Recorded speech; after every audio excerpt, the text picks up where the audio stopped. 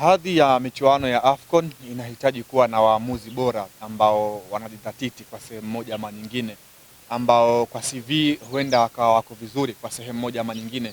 Ndio maana shirikisho la soka barani Afrika kupitia kamati yake ya waamuzi wakawateua hawa waamuzi 73 ambao watakwenda kuhusika kwenye michuano ya AFCON kuanzia Disemba 21 hadi Januari 18 mwaka 2026 huko Afrika ya Kaskazini katika ukanda wa UNAF nchini Morocco.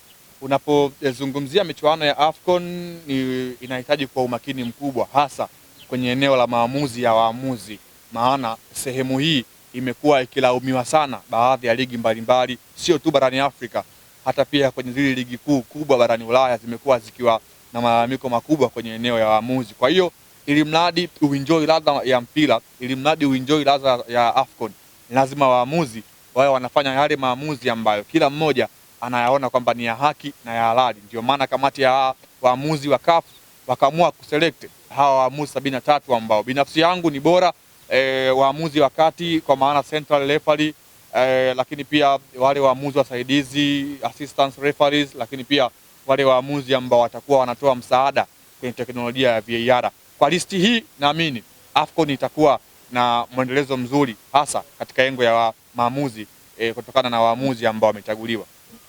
Naam, tumetoka kuangalia idadi ya waamuzi ikiwa ni idadi kubwa sana. Idadi ya waamuzi 73 sio mchezo. Tuje tuangazie swala la waamuzi au 73 wote walioitwa. Je, wanakizi vigezo? Na unawaona wanaweza wakafanya kitu kwenye hii AFCON? Ni wazi kwenye michuano ya AFCON inahitaji waamuzi ambao wana hadhi na wamesha jithibitisha hilo, ubora wao lakini pia klasi yao. Ndio maana kwenye hawa waamuzi 73 sina shaka kana kwamba wote wana beji ya FIFA kwenye mabega yao ama kwenye kifua chao. Ndio maana wamepewa hili jukumu na kwenda kuwa mapilato kwenye michuano mikubwa nambari moja kwa ubora barani Afrika. Katika listi yuko moja kati ya waamuzi bora kwa wakati huu toka barani Afrika. Hapa namzungumzia Dehane Beida kutoka nchini Mauritania.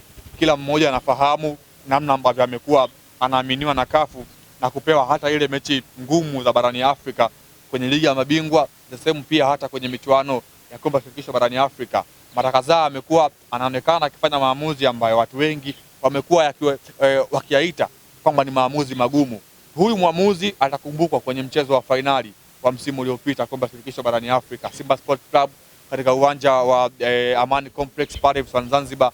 Aliweza kutoa kadi nyekundu kwa kiungo wa mkabaji wa klabu ya Simba Yusuf Kagoma, lakini pia atakumbukwa na wananchi mashabiki wa Young Africans kwenye mchezo ule ambao ulifanyika katika uwanja wa Loftus Versfeld pale Afrika ya Kusini. Aliweza kukataa goli la Stefan Kiazizi ambalo watu wengi mpaka hii leo wanajiuliza kipi ambacho kilifanya mwamuzi aweze kukataa lile bao. Kwa hiyo ukija kuangalia mwamuzi Dehane Beida amekuwa na mwendelezo mzuri, anaaminiwa na shirikisho soka barani Afrika, lakini pia amekuwa anapewa zile mechi ngumu ambazo zimekuwa zina uzito kwenye kufanyia maamuzi. Lakini pia yuko mwamuzi mwingine kama mfano Jean Jasquier Ngambo Ndara kutoka Jamhuri ya Kidemokrasia ya Kongo. Kila mmoja anafahamu bora wake, mara kadhaa amekuwa anaonekana kwenye mechi kubwa, yaani zile big matches za Afrika ameweza kuamua.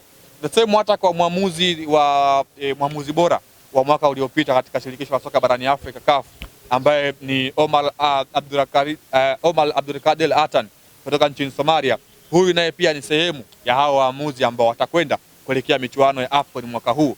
Hawa waamuzi ambao ni wazungumza kwa uchache wao, hawa tayari wameshachaguliwa na FIFA kwenda kuhosti ama kwenda kuwa waamuzi kwenye michuano ya World Cup 2026 pale nchini Marekani, Mexico pamoja na taifa la Canada. Kwa hiyo hawa ni waamuzi kwa level zote za Afrika, hawa ndio wako bora kwa wakati huu. Kwa hiyo mimi sidhani kama kuna mwamuzi mwingine ambaye alistahili kuwepo hapa na amekosekana. Hawa wote ambao wako hapa, hawa ndio waamuzi bora katika bara la Afrika kwa wakati huu. Naam, huyo ni Leopard, anasema ana imani kubwa sana na waamuzi. Labda turudi kwako Leopard. Ligi yetu ya Tanzania ni ligi nambari 5 kwa ubora barani Afrika. Lakini kitu cha kushangaza haijatoa mwamuzi hata mmoja. Yaani hata nani tunaitaga wale malanzmeni hajatoka hata mmoja. Unafikiri ni sababu zipi zilizofanya ligi nambari 5 kwa ubora barani Afrika ishindwe kutoa referee? Of course unapozungumzia ligi kuu Tanzania bara ambayo kwenye rankings za CAF ya miaka 5 tumeshikilia nafasi namba 5.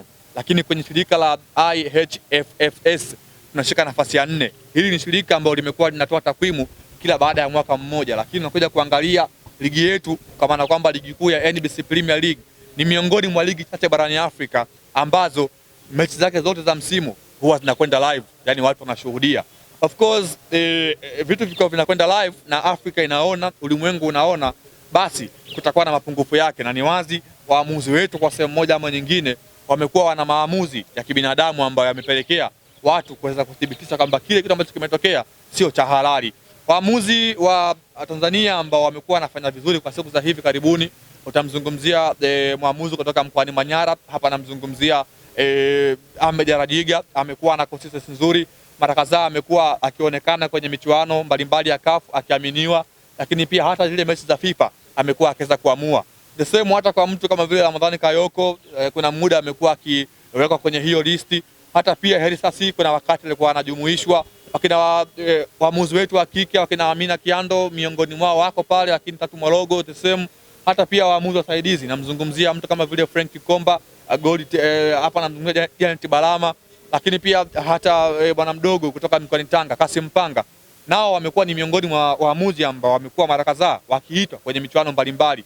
Tumewaona kwenye michuano ya CHAN, Arajiga alikuwa ni sehemu ya waamuzi ambao walicheza kwenye ile michuano, lakini safari hii CAF kuna vitu ambavyo wao wameviangalia na wakaona kwamba Arajiga hastahili kuja kwenye hii michuano ya AFCON mwaka huu. Ni wazi waamuzi wetu wamekuwa wanatuangusha kwa sehemu moja ama nyingine, kutokana na kwamba wamekuwa hawana mwendelezo mzuri kwenye eneo la kufanya yale maamuzi ya kiwanjani. Huyu Arajiga, kuna skendo ambayo ile trend siku chache kabla ya kuelekea msimu uliomalizika, mpaka shirikisho la soka barani Afrika likaamua kwenda nchini Misri na kumchagua mwamuzi Amini Mohamed Omar kutoka nchini Misri, ambaye huyu naye pia yupo kwenye listi ambayo watakuwa waamuzi kwenye michuano ya AFCON mwaka huu, lakini pia amejumuishwa kwenye listi ya waamuzi ambao watakwenda nchini Mexico kwa ajili ya zile finali za kombe la dunia mwaka 2026. Kwa hiyo unakuja kuangalia, ile ilikuwa ni sehemu ya kuwachafua waamuzi wetu. Why dabi nambari 1 katika eneo la Afrika Mashariki inakwenda kuchezeshwa na waamuzi kutoka nje, na huo ulikuwa sio utamaduni wetu kwa sehemu moja ama nyingine. Kwa hiyo hiki kipindi CAF wameangalia kwamba Tanzania sawa na ligi nzuri ambayo takriban game zake zote zitakwenda live, lakini waamuzi wao wamekuwa wanaboronga kwa sehemu moja ama nyingine. Lakini pia hii inatoa njia kwa hawa waamuzi kuweza kujihakiki pia upya kuelekea hata michuano ya AFCON 2027 ambapo Tanzania itakwenda kuwa wenyeji wa hii michuano. Kwa hiyo itakuwa ni aibu tukiingia kwenye michuano ya AFCON huku tukiwa hatuna mwamuzi hata mmoja ambaye atakwenda kuwa pilato kwenye hiyo michuano. Hapa nazungumzia finali za AFCON za mwaka 2027 inshallah, ambapo Tanzania, Uganda na Kenya ndio watakuwa waandaaji wa hii michuano.